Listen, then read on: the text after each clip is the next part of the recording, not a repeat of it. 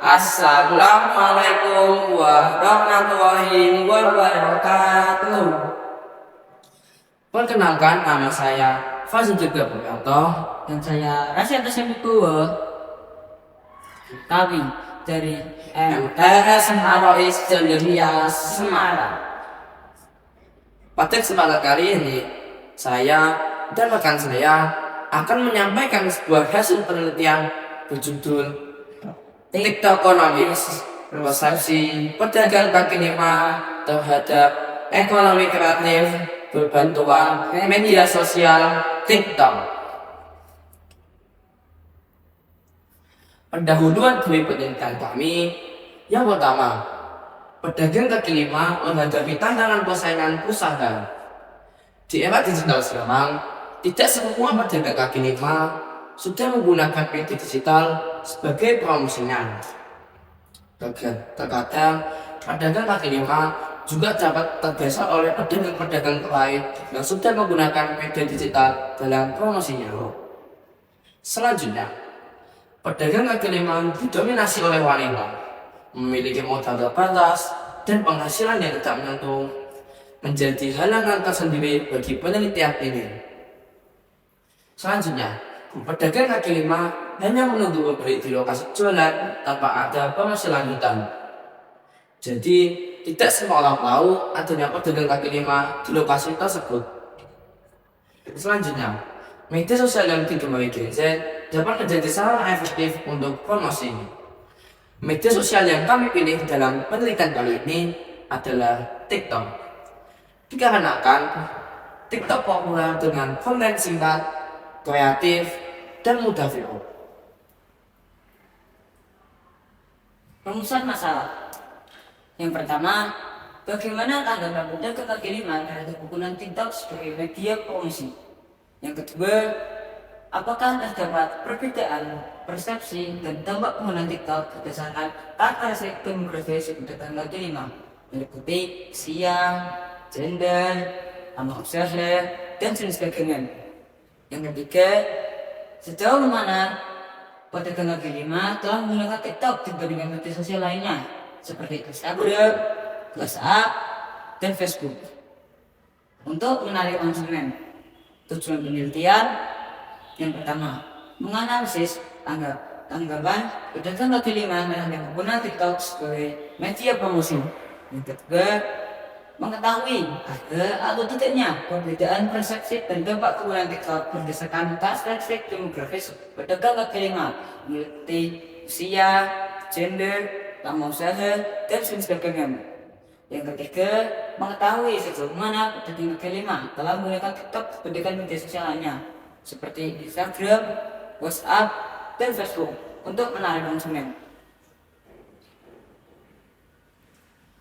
Metodologi penelitian ini menggunakan pendekatan kualitatif dengan desain studi kasus terpanjang atau Bundle Case Study yang berfokus pada pedagang kaki lima atau PKL sebagai subjek penelitian. Pendekatan kualitatif dipilih karena persepsi merupakan fenomena subjektif yang lebih tepat diungkapkan melalui narasi, interaksi, dan pengalaman nyata di lapangan. Waktu dan tempat penelitian kami adalah kami melakukan penelitian pada bulan Juni tahun 2025, tepatnya di Kecamatan Ngalian, Kota Semarang.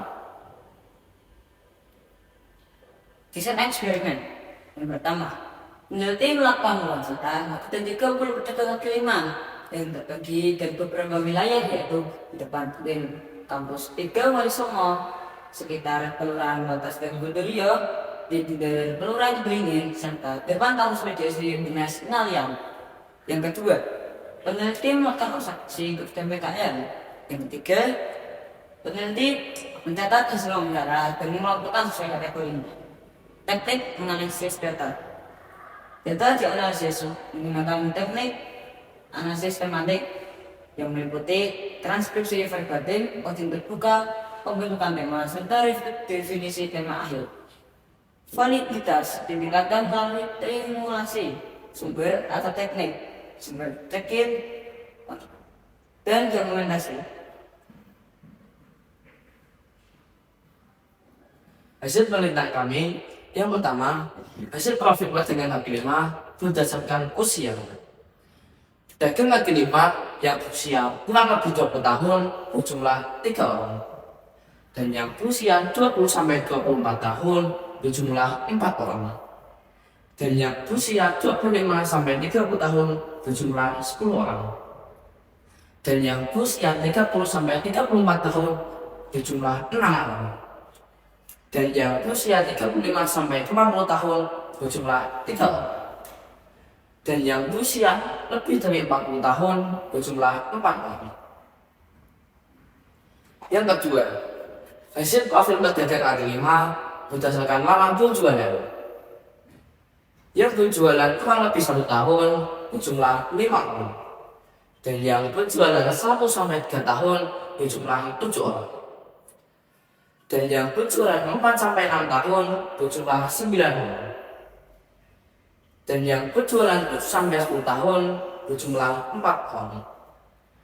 Dan yang berjualan 11-15 tahun berjumlah 2 orang. Dan yang berjualan lebih dari 20 tahun berjumlah 3 orang. Total pedagang kaki lima yang kami wawancarai jumlah 30 orang. Hasil penelitian dan pembahasan. Hasil persepsi PKL dan TikTok. 24 pedagang mengenai TikTok menarik 78 memperkenalkan produk dan mampu menjangkau konsumen yang lebih luas. Pertama, kalangan muda. 6 pedagang lainnya masih ragu karena menganggap TikTok lebih sebagai sarana hiburan daripada promosi dagangan.